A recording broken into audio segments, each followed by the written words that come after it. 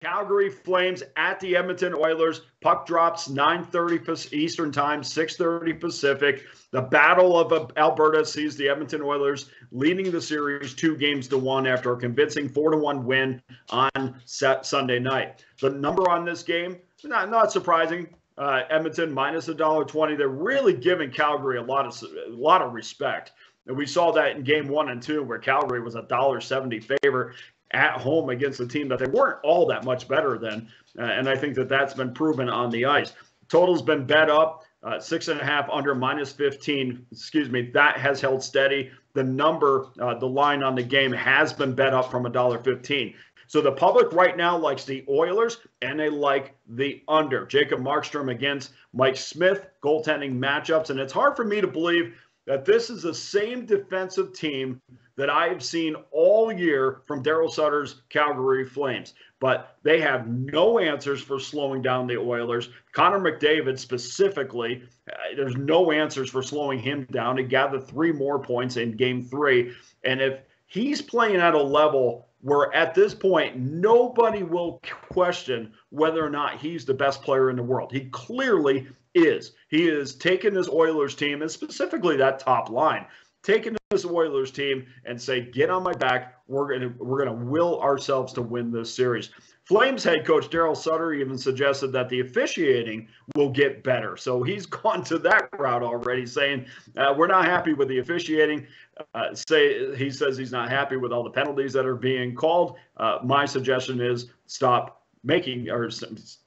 forcing penalties, or stop, having penalties on the ice. I mean, there wasn't a penalty that I saw, even going back to the Lucic hit. That I thought was fair. And so there's nothing that I've seen in this series that would lead me to believe that Daryl Sutter's getting the short end of the stick when it comes to penalties. Both teams have combined for 23 goals in the series, 72 penalty minutes. That's just minors. That's not including any major penalties. 72 minor penalties in this series. And it's important when you're betting the total, because usually when a coach like Sutter comes out and makes a statement on behalf of both teams, and he's very strategic in the way that he speaks, and he said, hey, we got to cut down on the penalties. Too many penalties in this series.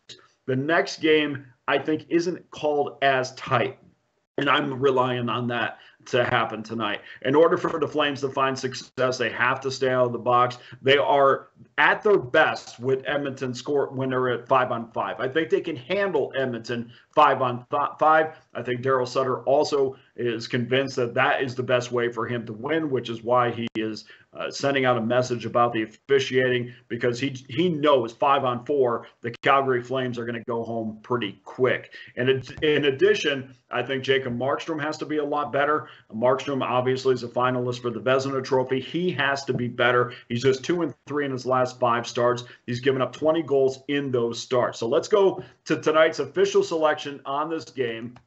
And we have 2, and we're getting some big plus money on this. This simply gets back to the Flames' inability to contain Connor McDavid. It opens up Evander Kane. It opens up Leon Draisaitl, who plays on that top line, and arguably the best line in hockey at this point. They have 11 goals combined in their last 5 games. Usually I don't like to go with teams that are top-heavy like Edmonton is, but in this game, and we're just trying to get a winner in this game, I am more than happy to lay the 1.5 against a team that I think Edmonton has their number at this point, until Calgary finds a way to shut down that top line, really the top 6 with Hyman as well. I'm going to go with Edmonton the rest of the way. So I'm taking the Oilers minus 1.5. We're getting plus 205 on this. Almost got that 210, but right before we went on, plus 205. And I'm also getting some of the under 6.5 minus $1.15, which means if we get that 210, I think Edmonton is going to be in that 4-1, maybe that 5-1 range, where it's going to be the game's going to be out of hand. There's no need to pull goaltenders, and we're not going to have to worry about that extra goal at the end with the empty netter, even though I think we're going to be right up against that 6.5 numbers.